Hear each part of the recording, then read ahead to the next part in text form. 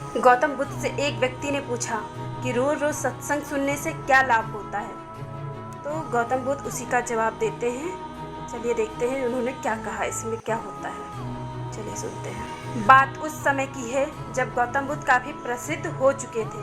वे रोज प्रवचन देते थे जिन्हें सुनने के लिए काफ़ी लोग पहुंचते थे। प्रवचन सुनने एक लड़का रोज आता था। वह गौतम बुद्ध की सारी बातें बहुत ध्यान से सुनता था। काफ़ी दिनों तक प्रवचन सुनने के बाद एक दिन उस लड़के ने सोचा कि मैं प्रवचन तो रोज सुनता हूँ, लेकिन मेरे जीवन में कोई बदलाव नहीं आ रहा है। बुद्ध बातें तो अच्छी बताते हैं, लेकिन कुछ लाभ नहीं हो रहा है। मुझे इस बारे में बुद्ध से बात करनी चाहिए।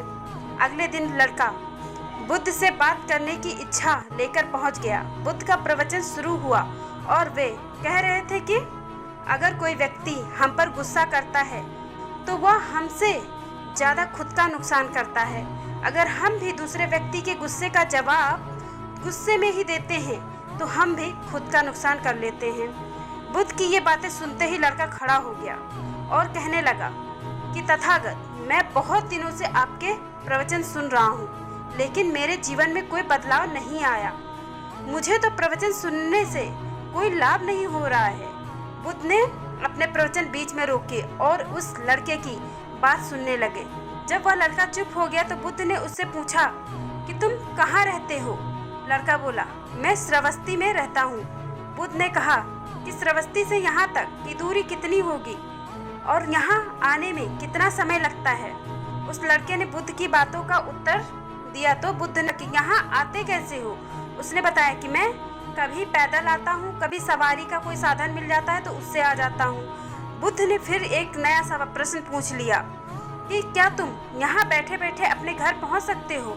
ये प्रश्न सुनकर वह लड़का और वहाँ बैठे सभी लोग हैरान हो गए। लड़के ने कहा कि ये कैसे संभव है? मैं बैठे बैठे कहीं और नहीं पहुँच सकता, इसके लिए तो मुझे ही चलकर जाना होगा। बुद्ध ने कहा कि तुम्हारी बातों में तुम्हारे प्रश्न का उत्तर है। सत्संग सुनने से तब तक कोई लाभ नहीं होगा जब तक कि तुम उन बातों को अपने जीवन में उतारते नहीं हो। जब तक तुम अच्छे काम नहीं करोगे, इच्छाओं का त्याग नहीं करोगे, बुराइयों से दूर नहीं रहोगे, तब तक तुम्हारे जीवन में कोई बदलाव नहीं आएगा।